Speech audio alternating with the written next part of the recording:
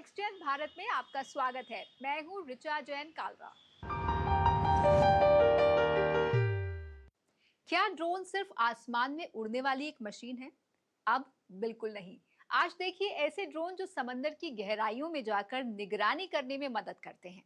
यही नहीं, बंजर हो चुकी जमीन को दोबारा खेती लायक बनाने में भी आजकल ड्रोन कारगर साबित हो रहे हैं। एक खास रिपोर्ट। आज जब हम देश के खेतों की तरफ देखते हैं तो वहाँ ट्रैक्टर, थ्रेशर या बड़ी बड़ी मशीनों के साथ साथ एक और नया उपकरण घूमता हुआ दिखाई देता है। अब आधुनिक ड्रोन भी हमारे किसानों का एक बेहद जरूरी और भरोसेमंद साथी बनता जा रहा है और इन ड्रोन्स को युवाओं के स्टार्टअप और अधिक स्मार्ट बनाने की कोशिश कर रहे हैं। केरलम के कोची का एक स्टार्टअप इसी बदलाव की अगुवाई कर रहा है। यहाँ आर्टिफिशियल इंटेलिजेंस और इंटरनेट की मदद से ऐसे स्वदेशी एग्रीकल्चरल ड्रोन तैयार किए जा रहे हैं जो किसानों की लागत कम करते हैं, फसलों की बेहतर देखभाल करते हैं और उत्पादन बढ़ाने में मदद कर रहे हैं। We started with the agricultural drones by understanding some climate change issues in agriculture sector. That is FIA QD10 for these spraying and crop protection activities which can be done, and Niriksh, it's a surveillance drone. So these two drones integrated approach we introduce in agriculture. One drone will analyze the crop data and based on data the FIA will do the counter application, so which is benefiting to the farmers good yield up to 30%. अब जरा इस स्वदेशी तकनीक का असली दम समझिए। खेतों में कीटनाशकों का सटीक छिड़काव करना हो, फसलों की निगरानी करना हो या प्राकृतिक आपदा के बाद नुकसान का आकलन करना हो, एआई से लैस ये ड्रोन कुछ ही मिनटों में पूरा डेटा जुटा लेते हैं।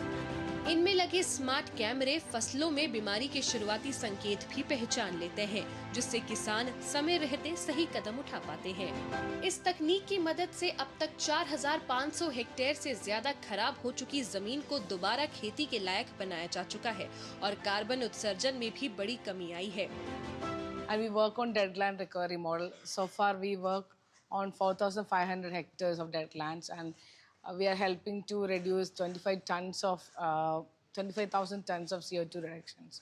So all these coming into farmers can generate a profit of $2 million in between them. ये स्वदेशी ड्रोन आज देश में खेती के पुराने तरीकों को बदलकर प्रिसिशन फार्मिंग यानी बिल्कुल सटीक खेती के नए दौर की शुरुआत कर रहे हैं। लेकिन भारत के इन यंग माइंड्स की कहानी सिर्फ आसमान तक आकर नहीं रुकती। अब चलते हैं समंदर की गहराइयों में, जहां पानी के भीतर किसी भी चीज की जांच करना हमेशा से एक बड़ी चुनौती रहा है। कोची की ही एक डीप टेक स्टार्टअप ने ऐसा अंडर वाटर ड्रोन तैयार किया है जो पानी के अंदर जाकर वो काम कर रहा है जो पहले सिर्फ गोताखोरों के भरोसे होता था। आज हम समंदर के किनारे नहीं बल्कि उस टेक्नोलॉजी के पास हैं जो आने वाले समय में गहरे समंदर में भारत की आंखें बनने वाला है, जिसका नाम है सागरा। यह एक अंडर वाटर ड्रोन है जिसे मैरीन इंस्पेक्शन से लेके ब्रिजेस तक और ऑफशोर मॉनिटरिंग के लिए मुश्किल से मुश्किल ऑपरेशंस के लिए अंडर वाटर ड्रोन ऑपरेशंस के लिए विकसित किया गया। समंदर के भीतर होने वाले मुश्किल निरीक्षण अब इस स्वदेशी अंडर वाटर ड्रोन की मदद से पहले से कहीं ज्यादा आसान हो गए हैं।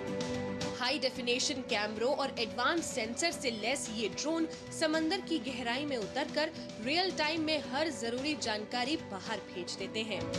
इससे निरीक्षण तेज, सुरक्षित और ज्यादा सटीक हो गया है। आज ये तकनीक सिर्फ भारत ही नहीं बल्कि कई देशों में इस्तेमाल हो रही है। भारतीय नौसेना के लिए भी ऐसे अंडर वाटर रोबोट तैयार किए जा रहे हैं जो समुद्री सुरक्षा को नई ताकत दे रहे हैं।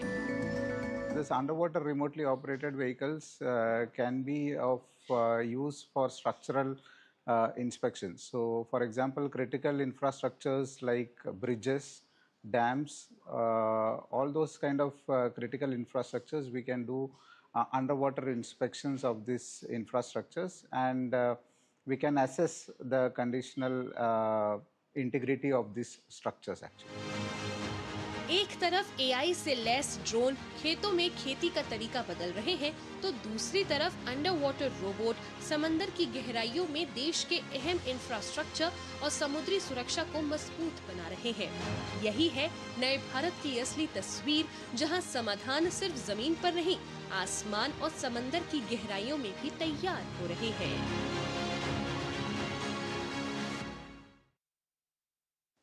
शहरों के बीच की दूरियां अगर घंटों नहीं बल्कि मिनटों में सिमट जाए तो कैसा रहेगा? High speed pods, autonomous control system और कॉन्टैक्टलेस प्रोपल्शन, ये सुनने में साइंस फिक्शन जैसा लग सकता है, लेकिन इन्हें साकार करने पर काम चल रहा है। और खास बात यह कि इसमें बढ़ चढ़कर हिस्सा ले रहे हैं हमारे स्टूडेंट्स।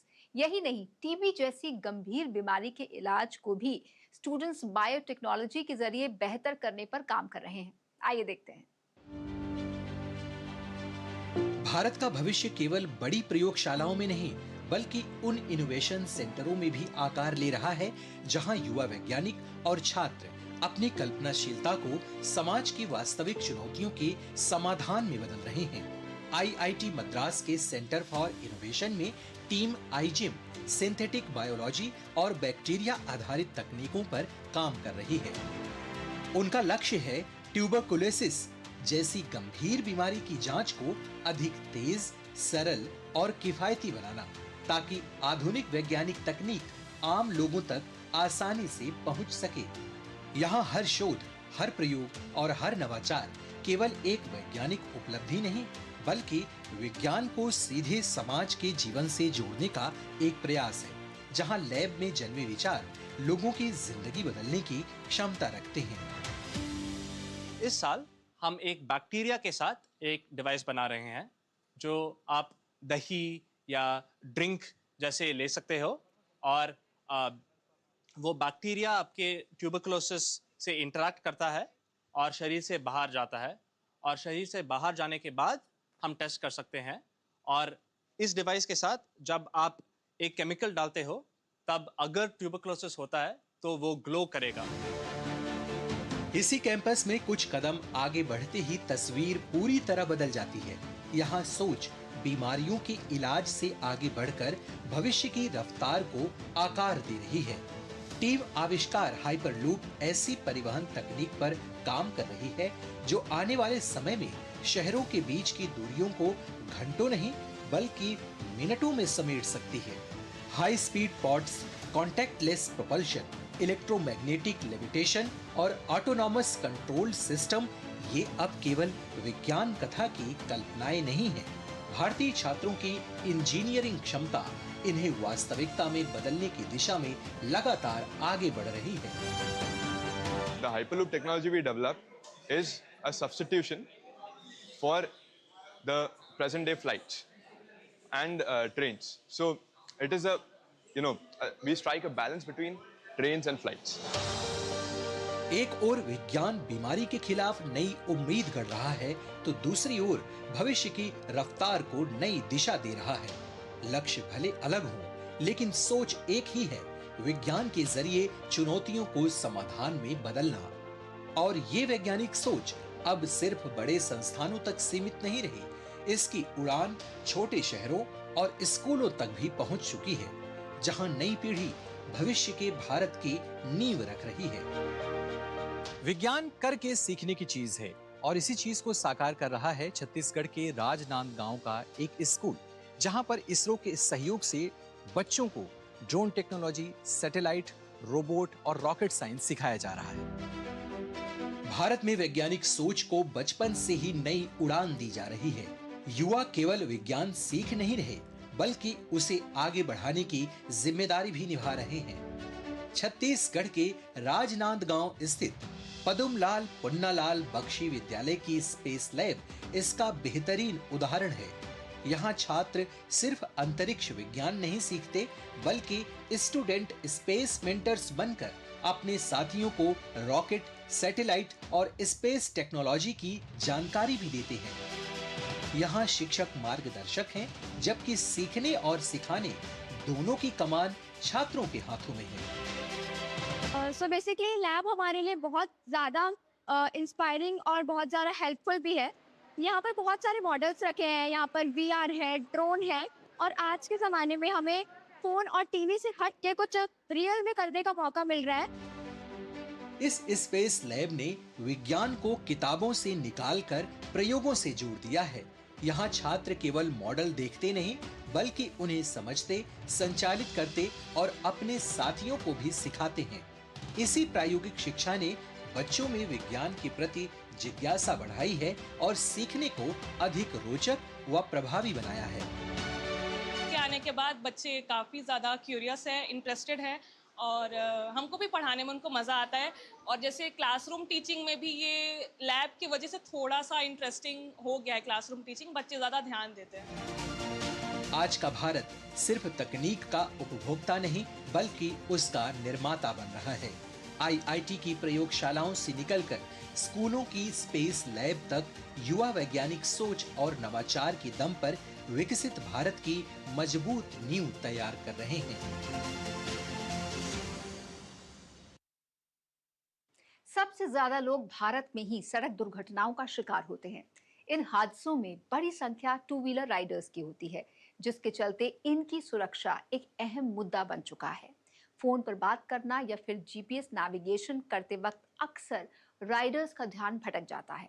इसे हल करने के लिए AI से लैस स्मार्ट हेलमेट बाजार में आए हैं, जिनमें ब्लूटूथ कनेक्टिविटी है, हैंड्स फ्री कॉलिंग है, GPS नेविगेशन और नॉइस कैंसिलेशन जैसी सुविधाएं हैं।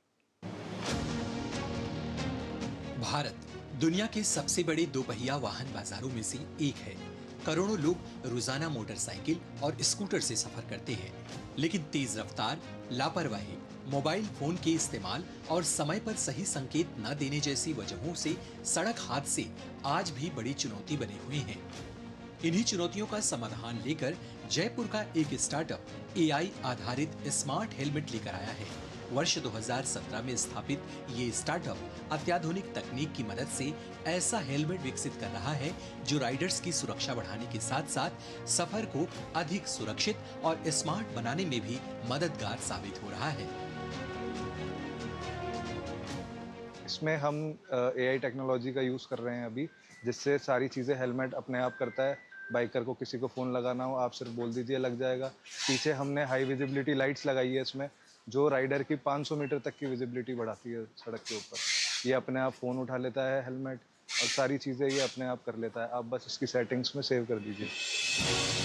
इस स्मार्ट हेलमेट में Bluetooth connectivity, hands free calling, GPS navigation और नॉइस कैंसिलेशन जैसी सुविधाएं दी गई हैं।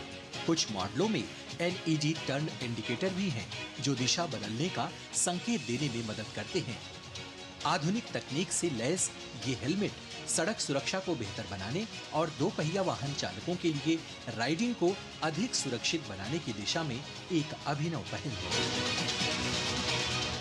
जो मेरा पुराना हेलमेट था उसके अंदर कई बार क्या होता था, इवन मेरे को कॉल्स वगैरह अगर आते थे तो मुझे साइड में रोक कर मुझे फिर वो फ़ोन अटेंड करना पड़ता था, जिसमें बहुत ज़्यादा मुझको इशू होता था। But after purchasing this helmet मुझको बहुत ज़्यादा इसमें बेनिफिट ये मिला है कि मुझे साइड में नहीं रोकना पड़ता। इफ़ इन केस अर्जेंट कोई कॉल आता है तो मैं डायरेक्टली एक क्लिक के साथ में कॉल पिक कर लेती हूँ। अब सेफ्टी के हिसाब से ये जो हेलमेट है ये फुल फेस हेलमेट है और इसमें कोई भी ऐसा कुछ नहीं करा गया जिससे इसमें सेफ्टी में कोई कॉम्प्रोमाइज़ हो। ये डॉट सर्टिफाइड और ISI सर्टिफाइड दोनों हैं। बात सिर्फ लोगों की सुरक्षा तक सीमित नहीं है। अब देश के युवा इंजीनियर ऐसी तकनीक भी विकसित कर रहे हैं जो उद्योगों में मशीनों की सेहत पर नजर रखकर संभावित खराबी का पहले ही पता लगा सकती है। विशाखापत्तनम स्थित सेमापी इंस्ट्रूमेंट्स प्राइवेट लिमिटेड ने ऐसी औद्योगिक निगरानी तकनीक विकसित की है जिसमें vibration analyser, motor diagnostic system और रियल टाइम कंडीशन मॉनिटरिंग जैसी प्रणालियां शामिल हैं। इनका उद्देश्य मशीनों में संभावित खराबी का समय रहते पता लगाकर अनियोजित रुकावटों को कम करना, रखरखाव को अधिक प्रभावी बनाना और औद्योगिक संचालन की दक्षता बढ़ाना है। We are basically the manufacturers of vibration analyzers, which actually detects the noise, vibration, shock for any kind of machinery. We are into different sectors, automotive, manufacturing sector. We are into railways, we are into defense, we are into marine, we are into power plants, process plants, any machinery which is actually using rotatory machinery, then we are there. आखिर ये advance diagnostic उपकरण काम कैसे करता है, इसका जवाब जानने के लिए हम पहुंचे एक ऐसी फैक्ट्री में जहां ट्रेनों के पहिए तैयार किए जाते हैं। ये तकनीक ट्रेनों के पहियों और उसमें लगे बेयरिंग की बेहद छोटी खराबियों का भी शुरुआती चरण में पता लगाने में मदद करती है। कंपन और आवाज जैसे संकेतों का विश्लेषण कर सिस्टम ये पहचान लेता है कि कोई पुर्जा सामान्य रूप से काम कर रहा है या उसमें खराबी आने के संकेत हैं। इससे संभावित जोखिम का समय रहते पता चल जाता है और मरम्मत की कार्रवाई पहले से ही की जा सकती है। For the railways, there is a workshop where to identify the bearing faults to make a maintenance.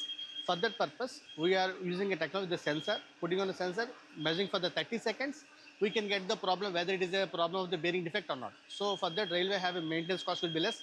They can remove if the fault is there. If they not having the fault issue, then automatically maybe goes for the next workshop panel. तकनीक का असली उद्देश्य तभी पूरा होता है जब वह लोगों की जिंदगी को अधिक सुरक्षित और आसान बनाए। यही है नेक्स्ट जेन भारत की पहचान, जहां युवा नवाचार सिर्फ भविष्य की कल्पना नहीं करते, बल्कि ऐसे समाधान विकसित कर रहे हैं जो देश की सुरक्षा, उद्योग और विकास को नई दिशा दे रहे हैं।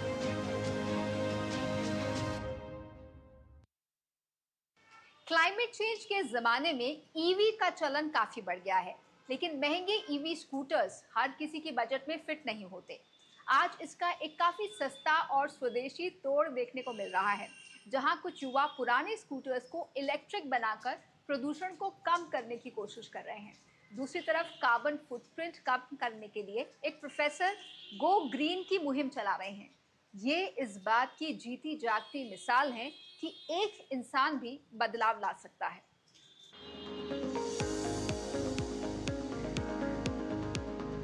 आज पूरी दुनिया कार्बन इमिशन को कम करने और ग्रीन मोबिलिटी की ओर आगे बढ़ रही है, लेकिन सबसे बड़ा सवाल यह आता है कि क्या हर कोई नया इलेक्ट्रिक व्हीकल खरीद सकता है? इस वर्कशॉप में इसी चुनौती का समाधान निकाला जा रहा है। यहां पर आपके पुराने स्कूटर को इलेक्ट्रिक व्हीकल में कन्वर्ट किया जा रहा है। सबसे बड़ी बात कि इससे फ्यूल की बचत होती है और पर्यावरण को भी बचाया जा सकता है। जी हाँ, ये स्टार्टअप कोई नई इलेक्ट्रिक गाड़ी नहीं बना रहा, बल्कि पहले से सड़कों पर दौड़ रहे पेट्रोल वाहनों का पूरा भविष्य बदल रहा है। बेंगलुरु के ये युवा इंजीनियर्स बाजार में बिकने वाले महंगे ईवी स्कूटर्स का एक बहुत ही सस्ता और स्वदेशी तोड़ लेकर आए हैं। इनका मंत्र बहुत सिंपल है, रिप्लेस नहीं रेट्रोफिट करो। यानी आपकी पुरानी गाड़ी का कुछ भी फेंकने या बदलने की जरूरत नहीं है, बस उसी पुराने स्कूटर को एक आधुनिक डिजिटल सिस्टम देकर नया जीवन दे दिया जाता है। जैसे गवर्नमेंट का 15 ईयर फिटनेस एक्सपायरी प्रोग्राम होता है, तो उसकी वजह से ये लगता है कि इस गाड़ी का आगे होगा क्या। तो इन गाड़ियों के लिए ग्रीन टाइगर की रेट्रोफिट सर्विसेज आती है, जिसकी वजह से कंज्यूमर उसी 10 साल पुरानी गाड़ी में रेट्रोफिट करा के उस गाड़ी को अगले 10 साल तक चला सकता है।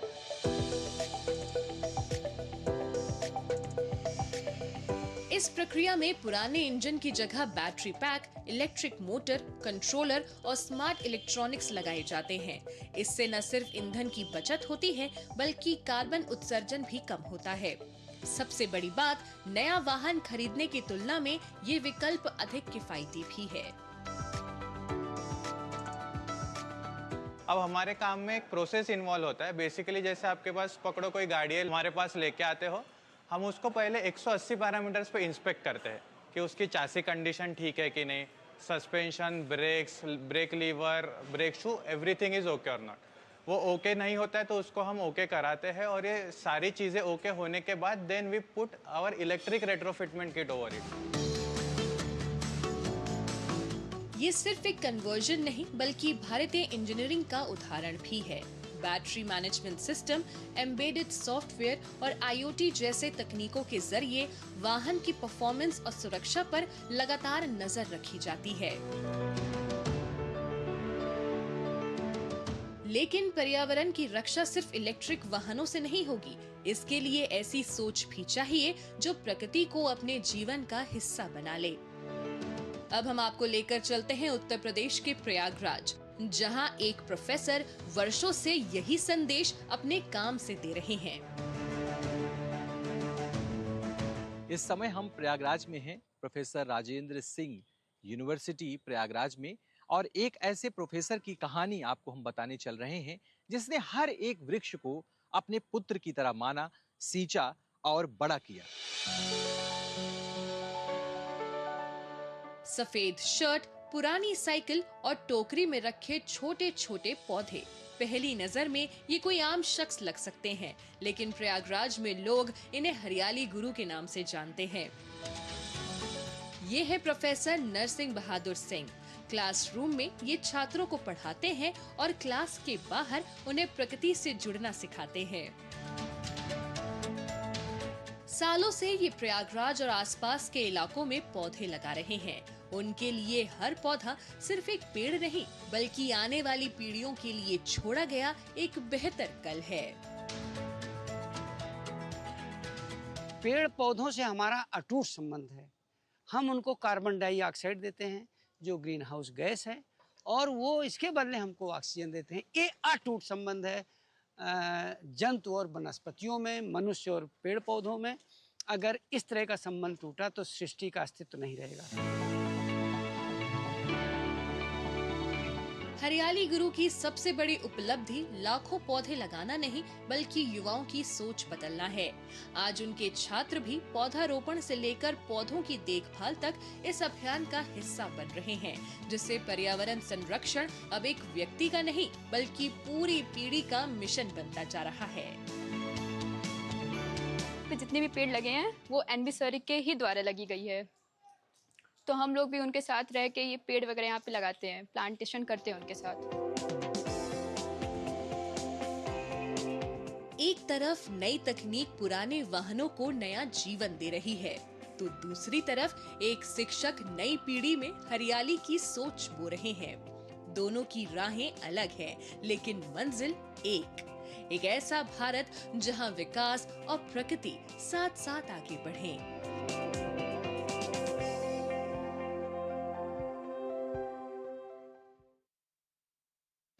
आज के शो में फिलहाल इतना ही। आपसे फिर मुलाकात होगी अगले शो में। तब तक के लिए नमस्कार।